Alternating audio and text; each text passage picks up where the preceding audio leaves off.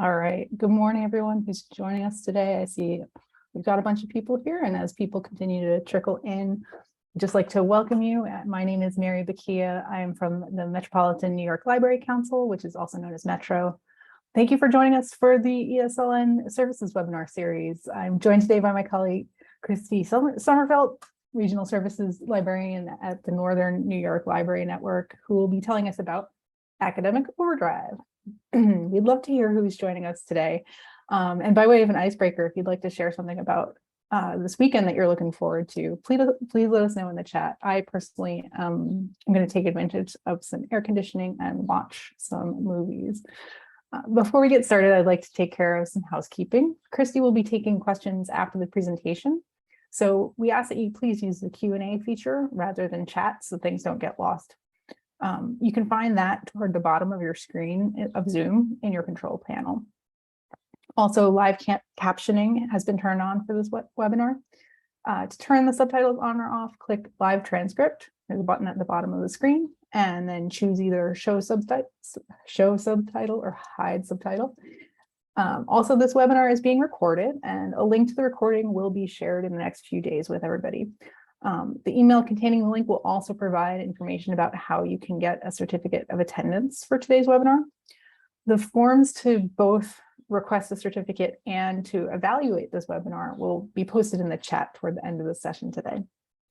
Now, if you're unfamiliar with ESLN, that is the Empire State Library Network, which is an organization comprising the 9 reference and research library resources councils. Each is a multi-type library system in New York State. ESLN's unique structure provides support for libraries and archives of all types and sizes into a statewide platform for shared services and collaborations.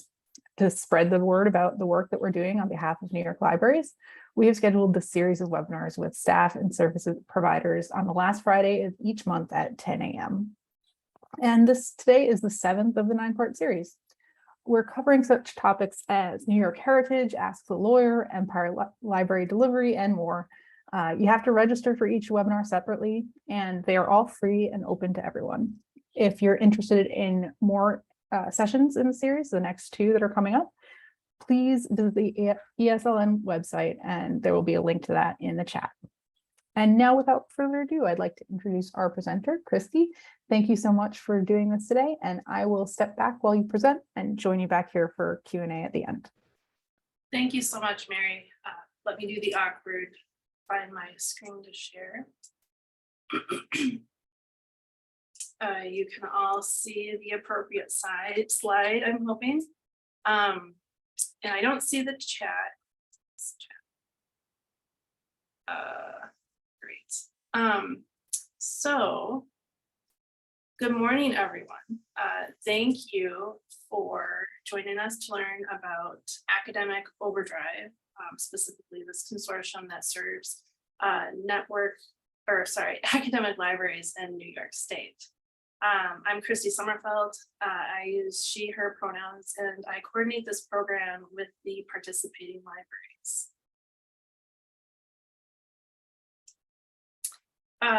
Here's the basic agenda that shows what I'll be covering in today's presentation.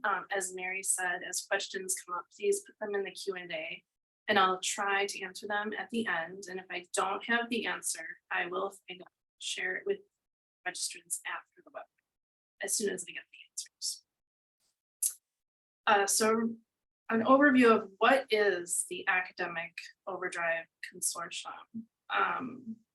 The platform is OverDrive, which is the largest platform with offerings in the world. It was founded in 1986. The company now serves more than 81,000 libraries and schools in 106 countries. Its content is available to users 24/7 via the web and the Libby app. And for reference, if you have incoming freshmen, they might be familiar with the Sora app, which is what the K-12 schools use. So basically, I'm going to read the slide just for accessibility. It's a consortial shared collection of ebooks and audiobooks for informal reading and browsing. It's managed by us here at the Northern New York Library Network. And there are currently over 2,000 ebook titles and over 500 audiobook titles And last fiscal year, we had over 1,000 checkouts across the 9 schools that participated. And you can visit the current collection on this website here, which Rebecca is going to put in the chat. And so the big question is, who can participate? So colleges with 16,000 full-time equivalent students or fewer are the ones that are able to join at this time. You have to be a member of your local regional library resources council. And if you don't know who your council is, you can find it at the ESLN website, which is ESLN.org/about is where you would find that information. And current OverDrive customers, so if your school already has an OverDrive presence, you will need to ask permission from OverDrive to join this consortium. And the annual fees, which there is a table later on in the presentation, are basically, they're based on the FTE tiers, starting at 1,600 for less than 2,000 FTE students, and then up to 6,800 for 11,000 to 16,000 students. So why should you consider joining? You have, as a participating library, you have direct access to the marketplace, which is OverDrive's sort of shop, if you will. And you have control over your content credit and how it's used. So whatever content credit you have from your fees is yours to purchase as you wish. We don't have any sort of regulation as far as what should be bought or covered or anything like that. It's up to the participants to develop their own carts, basically, that will be added to the shared collection. The only thing that I do as far as regulation is making sure that there are no duplicates in carts. So when we do orders, I merge the carts and reduce the duplication so that, you know, we're not buying double that we need. Investment is multiplied many times over by sharing. And so it really, OverDrive really maximizes budgets. And the OverDrive fees that you pay are allocated at 75% for content and 25% for platform. So schools aren't required to pay for the platform entirely themselves, which excuse me, is what would happen if you were the only one doing that account. For example, a library that pays $2,400 would have $1,800 in content credit towards the collection. And so the purchasing power of buying one title is multiplied many times, beginning other titles at the same time as other people are buying those same titles or other titles. So it's a lot of bang for your buck. It's expanded access for your users. You have an access to the entire current collection right away when you're authenticated. The content remains with the consortium if a library does leave, but you do have access to everything that is still available from before when it was purchased. So it's a really good opportunity to get it. And libraries, you can also access the collection online as well as on the Libby app, which is a really great app, and it is really a good accessibility point for folks. And I talk about that a little bit more here in a minute. But OverDrive's vision is to create a world enlightened by reading for everyone. And Libby boasts a delightful, inclusive experience for all users, which I think is fun. But some of the accessibility and inclusive features are screen reader support, keyboard shortcuts, customizable ebook reader display, a dark mode, adjustable text size, a zoom feature, adjustable playback speed, and additional features to adjust or reduce the color variation, text variation, motion, haptics, as well as an option to lock the app's orientation. So it really takes into account all of the different types of abilities that you would have with wanting to experience a book. And I do have a link that I will share later about this company's commitment to accessibility, which I think is a really big thing now as things move more and more online, to keep in mind for your users. So how would you add content? So we schedule orders throughout the academic year, starting in December, and then mid-year in December, and then lastly in March. So we do it 3 times per year. Participants get updates from me with their dates and their available content credit that remains for them. Again, I said that 75% goes to the content credit and 25% to the platform fees. So we sort of divide that 75% over the year to kind of, you know, spend it across the year, you know, regulate that a little bit. You could buy everything at once if you really wanted to, but we try to, you know, pace ourselves. And you can see the annual fee table is down there. And so those are the total fees. And so you would break that down to 75% of each of those fees would be what you would be able to spend each year on items. Each school has at least one user account for OverDrive Marketplace, where you can browse for materials and utilize tools and reports for insights on the collection and its circulation, as well as to retrieve MARC records. And so going into the carts and consolidation, each school creates a cart for the order, which then I go in and copy and merge it into one cart, and I remove the duplicates and sort of ensure that everything looks good. And as soon as I order that cart, the items are available immediately.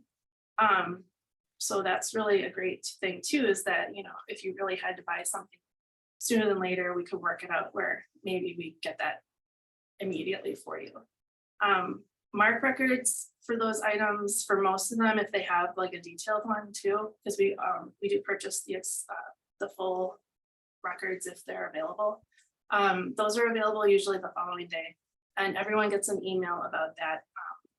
So participating libraries are able to access those records if they need to add them to their own ILS. Otherwise, SUNY schools, we send them to SUNY services, and they add them to Alma so that they're available on Primo for you as another discovery layer. Participating libraries are also able to add additional funds to purchase more content. So you are welcome to, you know, if you end up wanting to buy more, like at the end of the year, you have some money that you need to use up, you're welcome to add additional funds and get some more content. That's a feature. So it's a nice feature. You're not locked into just the minimum content credit. Schools also create published lists, which are featured on the website and the Libby app. And I call them carousels. They're sort of like curated content that that kind of brings users in and helps increase circulation, which is very important. I want them to like use these books and stuff.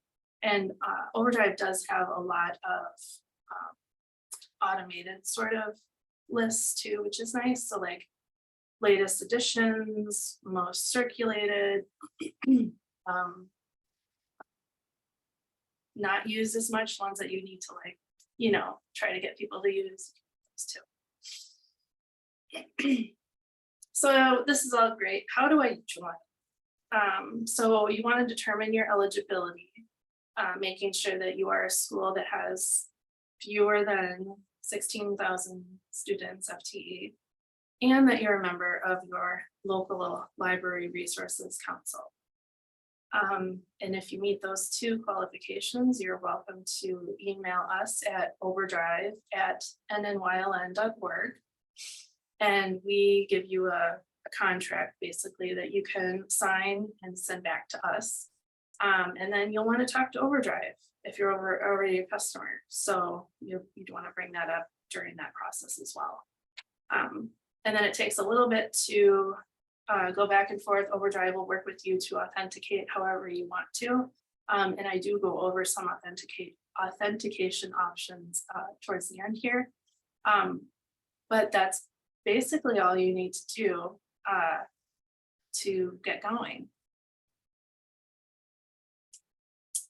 So I had some more things that didn't really fit in the other categories. So I'm just going to go through these real quick, which I kind of mentioned a few of them. That's okay. The more the merrier.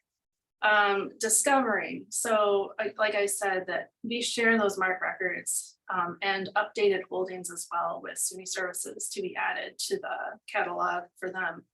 And so they're discoverable. They have discoverable e-content via Primo, which is great. And that includes, sending out the weeded titles to have those removed from the online presence, as well as like the editions. Non-SUNY schools do have that access, so you can, like I said, add those to your own ILS if you're interested in that. And like I said before too, I guess I did repeat some of these things, but you do have access to a lot of internal tracking. So you can sort of see how things are working and do more in places that you want to see more growth. And there is a lot of marketing materials too, which is great. They have sent us posters and bookmarks, and they have a lot of templates on their site that you can use for your own site or printouts and things like that. And there's even a LibGuides template that you can just use on your school's site if you use LibGuides. For billing, each participating library is billed directly unless otherwise determined by its regional council. For instance, that doesn't happen for our region, but if you are interested in joining, make sure you talk about how that works with your own council. And support. Support is a big thing, especially with online tools. And we do have a great support team at OverDrive. Our reps are extremely helpful and eager to assist. But we are your first stop for troubleshooting. We're happy to take a look first and connect you. But like I said, our reps are really great. I've also utilized the OverDrive help and support pages on Marketplace, which have been super helpful in getting people on board to using the program or using the OverDrive itself. And they also provide webinars that are helpful too. So, and those webinars are live, and they also have. So that is the main portion of the program. And so now I'm going to go into some of the questions that you submitted earlier. The first one is, as a SUNY library, we use Alma Primo. What is involved in cataloging and linking the titles in the collection?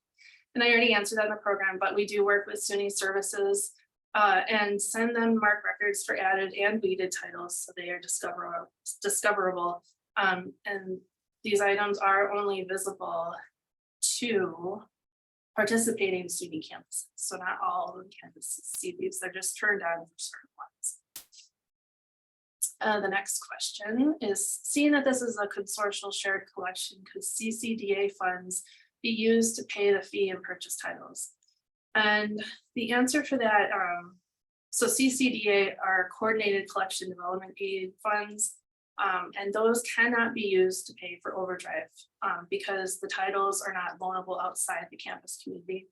One of the stipulations with CCDA funds is that it is an open collection to more than just the college campus.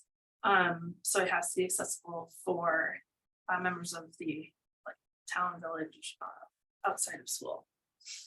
And what type of authentication is used for OverDrive? They provide a lot of different options. Many of them I'm not entirely sure about, but if that's your thing, you might recognize them, and I lay them out here on the second page. I have a handout also that you will have a link to on the resources page, so you can like look more at this. But these are all the different types of authentication. And like I said, OverDrive will work with you to find the best solution or do whatever you need to get authenticated. And like I said, this is available on the resources page. There's a link to the document that OverDrive shares, so you can look at this more later. And low, here is the resources page. That went very fast, but I do have like basic links to things that you can go to afterwards. And again, if you have any questions that you don't get answered in this program, don't hesitate to reach out. You can always email us at overdrive@nnyln.org. And I do see one question in the chat. Billing is once per year. Yes. And when is, I believe, in September. I believe it's in the beginning of the year. But I can find out for sure, and I'll put that in the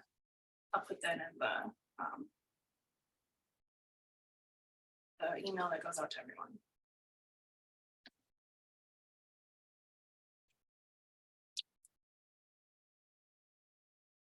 Hey, Christy, we've got another question in the Q&A about the availability of academic presses and Academic OverDrive. Can you address that a little bit? Of academic what? Presses, yeah. So are That's a there, good question. yeah, it is a good question. I'm not sure. I'd have to dig a little bit. They have a lot of material. So that I'd have to look at. I feel like from my experience, so I use OverDrive and through Libby, through the Brooklyn Public Library. Yeah. And, you know, based on what I've seen in there, like I've occasionally looked up some titles that are published by academic presses and have been pleasantly surprised to find them. So it's possible that they've got some, but if you want to look into that a little bit more, that'd be very helpful, I think, for Joanna. Okay, great. Yeah. And the other thing to keep in mind is like, while you know, this is an academic collection, it is more for leisure reading. It's not totally for schoolwork per se, but there's no reason why they can't overlap too. So and then in the chat, Stan has a follow-up question about billing. You said that orders are fixed 3 times a year. Is there an option for almost immediate ordering as more of a purchase on demand service? That's something that we can look into, because I think it's certainly possible. I mean, if the credits are available, and why couldn't we do that? So I think that like the reason we limit it to 3 times per year is to sort of be able to do it as a group and have those records be more able to be added less frequently. It's just it's a lot of work to do the records every time for like SUNY services and stuff, and like the other folks who have to add these to the but like a one-off that you need something or would like something, I think that's agreeable. So that's something that I will definitely talk to our rep. Yeah, and I definitely will talk to the rep. I mean, I totally think that a one-off every once in a while is not bad at all. I have a question for you too. You mentioned, you know, if you already have a relationship with OverDrive, once they've contacted you about this program, then going back to their contact at OverDrive. What if this probably doesn't come up very much, but what if they don't have a relationship with OverDrive yet? Oh, then they're fine. They just like, as long as they meet all those other requirements, like I don't think we've ever had anyone get like turned down. It's not like applying for a credit card. And then can you connect them to somebody good at OverDrive? Yeah, so like once you're, you know, onboarded and stuff, and they receive, you know, our rep is Tracy Egan, and she's wonderful. And, once she gets the contract, that they just hit the ground running and start working with you to authenticate and get all the stuff done. And then we send the bills and all that stuff. So, and we'd like you to join, before the September. I think we'd like people to join like before August or September, because then you can be there for the full year. Otherwise we have to prorate, which isn't like the best time, but we can do that. We've had people do that before.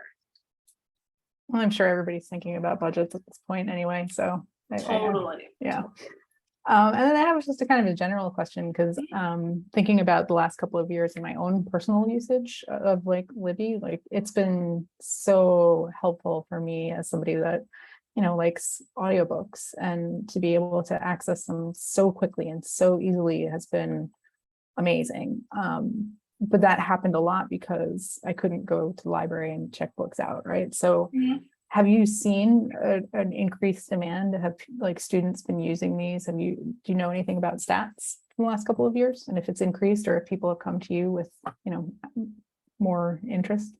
Right. We have had a lot more schools join this past year and a half now. So it's hard to get a real good number of, or a consistent like way to compare numbers. And since it's in a start, we've sort of ebbed and flowed with people joining and whatnot. So it's kind of inconsistent, and I'd be interested to see those numbers. But they have been fairly steady, which is good. And they've had, maybe they've increased a bit since the others have joined too. And there's ways like we can help, do the marketing and increase circulation. And I think these published lists will help too, to get students like seeing chunks of the collection better. So, but that's something that we need to, as people are joining more and more, we're going to take a closer look at that for sure. Here's another good question from the chat. Are orders entirely driven by participants, or do you regularly add titles that might be popular, like bestsellers and things like that? That's another good question. It is entirely driven by the participating schools. We do not enforce any or add any content ourselves. The only exception to that is if there is a title that's expiring that has holds on it. That title we will repurchase and use the general funds to repurchase that title. But otherwise, everything else is participant driven.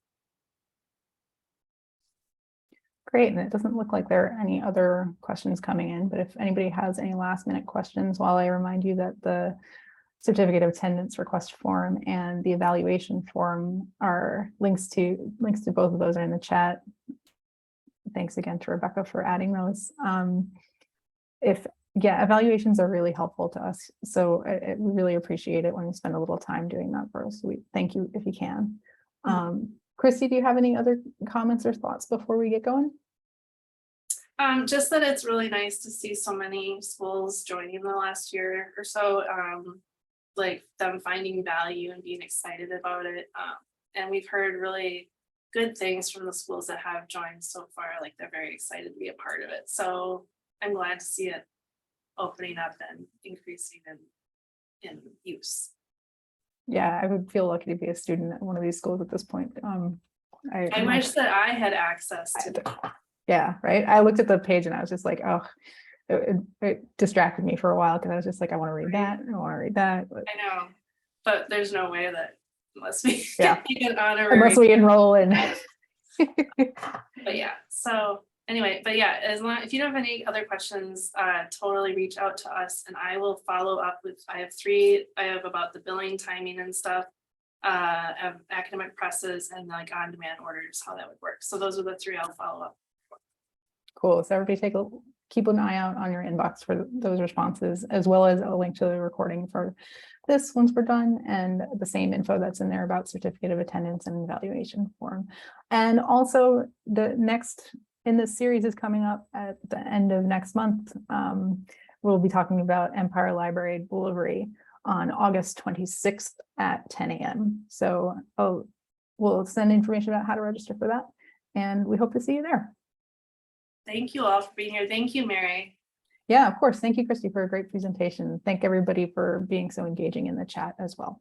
And thank you, Rebecca, for the behind the scenes support. For sure. All right, everybody, have a really nice weekend, and I'm so glad we could get you out of here real quick and on to your day. All right, take care.